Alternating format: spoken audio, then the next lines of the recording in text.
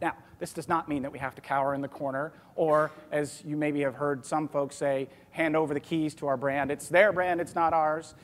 In our view, it's our brand. Because never before have we had technology available to us to connect individually with people, to be able to collect and mine information about them and their behavior, and to be able to tailor our offerings accordingly. So with that in mind, you have to think about, how do you bring people into your brand? How do you get them to share in that story? How do you get them to pass that along? And in this sea change, we think in ecosystems. A set of carefully constructed pathways that people, number one, choose to engage with, and number two, that allows them to find meaning on their own terms. With that in mind, I'd like to turn it over and bring it to life with Prilosec OTC. So Karen's going to tell the story of an unlikely brand in a highly competitive category, making unconventional choices to achieve that same goal that I referenced earlier, that goal of creating a commitment that could withstand the test of time, competition, and price pressures. You're up. Thanks. So how many of you ever get heartburn? You don't have to raise your hand if you don't want. Some people don't enjoy. Thank you. Thank you for raising your hand. Thank you. Do you love looking for your heartburn medicine? You just love it, right? It's your passion. You can't wait to go to the store and look for it. And I'm fortunate, even pregnant, I don't get heartburn. I never have. It's a little unfortunate because I'm so connected to this category, and I can truly empathize after talking to so many people what heartburn does to their lives. It's debilitating.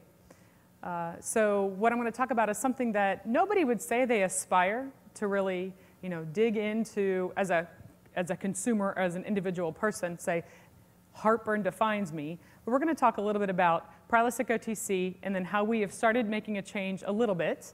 We're starting this path to try to really resonate with the person.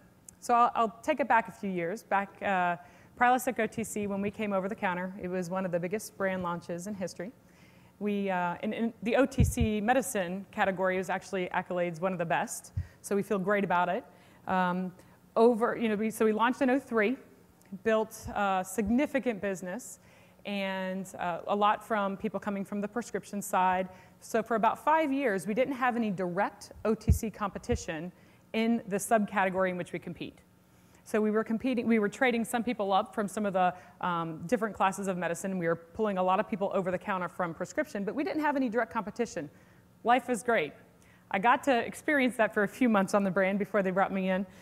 When they brought me in, before we actually had quite a rude awakening. It was expected, but a private label launched in March of 2008, so 2 years ago, and immediately took a decent share of our business. So you can see here, right when the Green Line private label launched, and you see that's exactly when our trend started declining.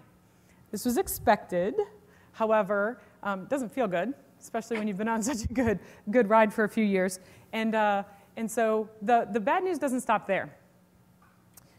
We also knew within a year and a half there'd be another competitor.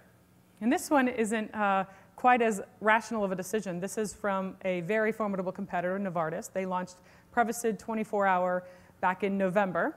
And we knew they were going to come guns blazing, budgets in hand, trying to steal share in this very competitive category. So we knew this was going to happen. No way to avoid it. You're going to have direct branded competition. And we had done a great job over time of training consumers about what we do. But the reality is, the barrier to entry in OTC heartburn medicines, or any medicine, and many other categories, is that you have to work. And that's what we've been talking about, and consumers know Prilosec OTC works. It's not the question. People get it, and you have to work, and we have to tell them it works. But at the end of the day, this is where people were. They were either disconnected or rationally connected. They say, I know Prilosec OTC works, that's great. But then, just like the bank, they were rationally satisfied. They're just as open to leaving your business, your brand, if they're rationally satisfied as if they were dissatisfied. We had great loyalty. People loved us. They kept using us. Even the people who today are on our brand, they still use Prilosec. They're still very committed. However, we were still rationally connected. And that's a lot of times where medicines plays, in the rational connection. So we did a little research, and we came to this insight, which some of us knew, but you know how you have the aha moments? So I know Prilosec stops my heartburn because I've tried it and it works. Barrier to entry, got to have it happen. But I don't think about it beyond that. And it doesn't mean anything to me in terms of who I am. Like it's you know, relatively low involvement. It has to work. And then it doesn't mean anything to me. And you know, that was, pun intended, a tough pill to swallow, because this is the business that we live, die, breathe, and want to help people with. So we said, okay, what do we do here? Now, I'll be honest. No offense here, but as we talked, as I mentioned at the beginning, it's a little more engaging for a Nike or an Apple. People aspire to be athletes or runners. People aspire to listen to their music or video or get cool gadgets. So when you think about roles in people's lives, they still have a challenge, but it's a little easier than a heartburn medicine when you think about it.